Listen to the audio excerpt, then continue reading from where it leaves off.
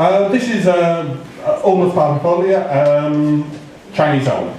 Absolutely great tree. This is one of the first trees which jumped out on me when I arrived at the hall yesterday. This is a very beautiful natural tree. It has classical faults, but the faults are what usually make the tree unique.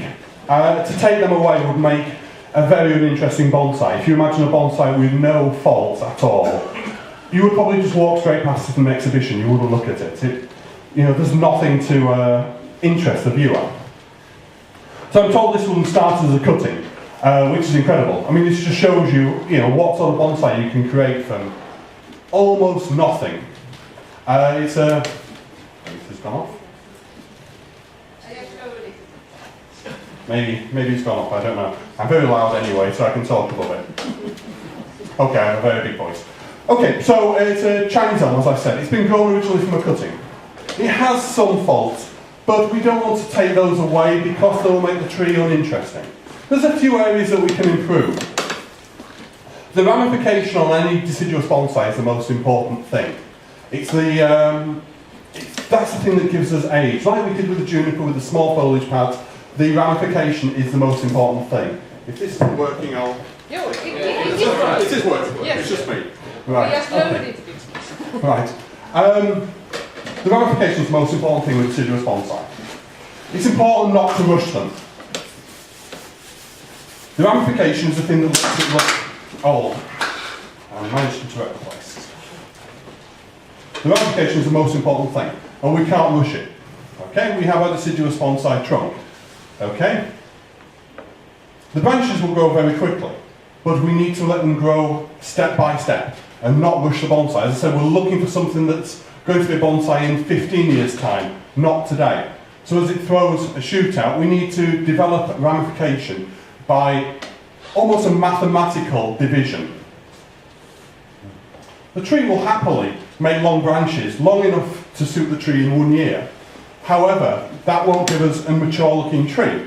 It will give us an old trunk and new looking branches, which is not really ideal. And this has happened a little bit in this tree. You can see that the branches are quite straight and don't have too much taper. In nature, new branches are very straight. Old branches have turns, twists, and turns, twists, and they change direction and become very gnarly and interesting. And this isn't done by somebody coming past with a massive pair of branch cutters and cutting a branch. It's done by a branch growing and then stopping, something causing it to change direction. Then it grows up, and then the next year, it turns this direction, and the next year it comes back, and so on and so forth, which is very difficult to do with a branch like that. The only way to improve that would be to cut. Okay? So back to 2 buds. And this is, as I was saying yesterday in the workshop, it's important from the outset to get rid of all your problems, to be quite radical in your pruning. So next year we get 2 shoots. Then we cut them. The following year we get 2 shoots. And then we cut them. And then the next year we have shoots. And so on. And so by the time we get out here, we've got, an incredibly dense looking tree. To allow the branch to grow and then cut here, all we will end up with is twigs here, which will not give us a mature looking tree. So, to improve this tree, you could bite the bullet and chop all the branches back, but how much are you going to actually achieve by doing that? I'm not sure that's really, really necessary. The tree is very beautiful now as it is. But maybe we need to prune back a little harder next year, back to maybe only 2 buds. With Ulmus species, elms, zelkovas, and a lot of other deciduous species, the direction that we prune is very, very important. It's very, very essential that we don't just treat it like a hedge and go click, click, click, click, click, click, click. We need to look at where every single bud is in this tree and which way it's facing. And this will help us make good progress with the tree in the future. If we With elms, if this is a blown up version, the buds are here, so it's alternate. Okay, like that. So that's a big elm. Okay. And if this is growing from our tree, if we prune to this bud here, that's the direction of our next shoot. If we prune to this bud here, the direction of our shoot is going to be like that. And this is what we must keep in mind all the time. If we prune to that first bud, and the shoot starts going this way, okay?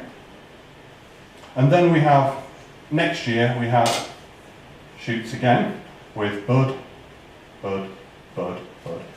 And we prune here, obviously, the shoot's going to go that way. But if we make a mistake and we don't pay attention, and we prune to this bud, the shoot now is coming back towards the tree, which is why we end up with a tangled looking tree and not very attractive. So the shoot is now coming in an unnatural way back to the trunk, when really it needed to be going away from the trunk. So if we did that, and then we come to winter prune, we're only going to take this back again to here because this is wrong, and we've achieved nothing in the 2 years we've been growing this tree. We're back to where we were, and we haven't done anything. The tree's expended energy growing in the wrong direction because we didn't think where these buds were going. Okay, and that's very important with Chinese elm and also the Japanese elk cobra. If we get it wrong, we end up with branches going back into the centre. So, you know, it's essential that we think exactly where every bud is and look at every single bud before we prune. If we just treat it as a hedge, like with so many cheap indoor bonsai, it doesn't matter. You know, they just trim them with hedge trimmers and it's okay. It doesn't matter. All they want is a green blob on a stick. But here we need to create much more of a refined tree. So this is how to look after elms. That's very, very important. And we can prune back very, very hard with elms.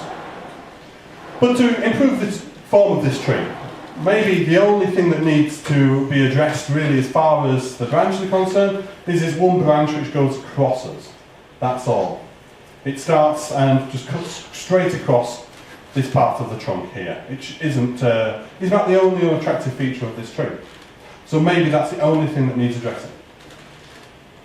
The other small, easily solved problems are the pruning wounds that are throughout the tree, where the tree has basically been chopped at some point. They can be made a little bit more attractive and made a little bit more natural. You're never going to get the perfect, pure trunk of a Zelkova.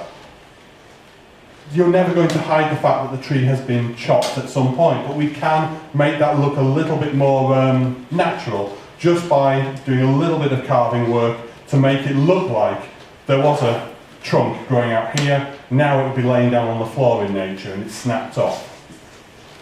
So we need to make it a little bit more like an uro, a hollow, something a little bit more attractive. Care-wise with Chinese elms, very, very easy, just lots of water, lots of feed. And the only disease really we need to be careful for is scale insects. Scale insects are really the only big problem we have with this species. Chinese elms do need winter protection. Their roots are very soft, very fleshy, cable-like, like water pipes. And if it freezes, those water pipes split and burst. And that's when we end up with root rot problems coming in.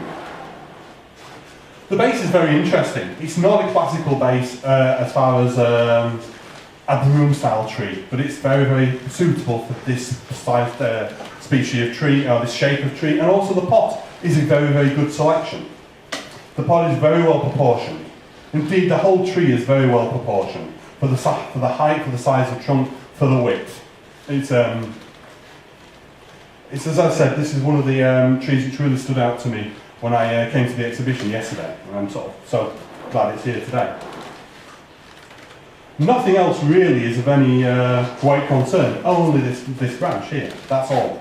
And then just like the juniper, just a little bit of a day just spent doing some minor cosmetic work on it, and we'll make the tree really, really sing.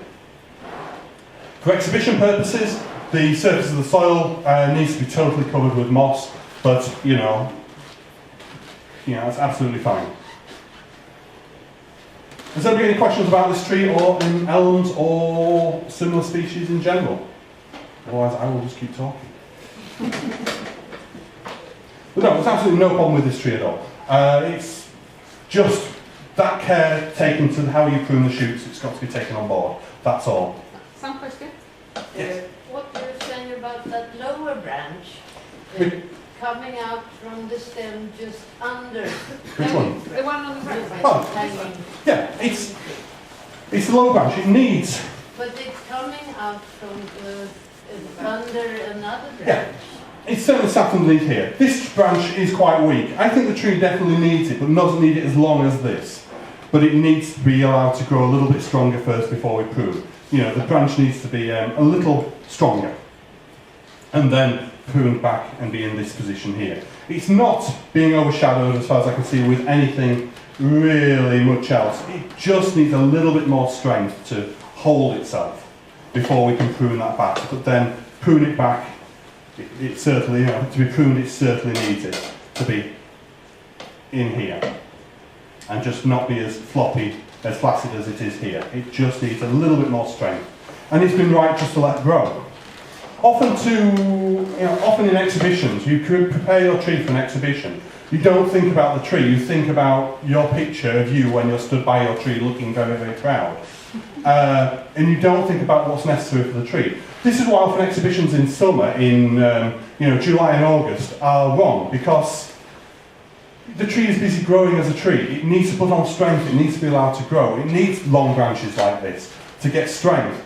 And if you prune it too much, just so it looks nice for the exhibition, it's very counterproductive. It might look beautiful for the day, but the tree has lost an awful lot of strength. It was busy, running away, getting a lot of strength, a lot of energy, enjoying the sunlight, which, like in the UK, we don't have enough of, and then you've come along and overly refined it for an exhibition, just to satisfy your own ego almost.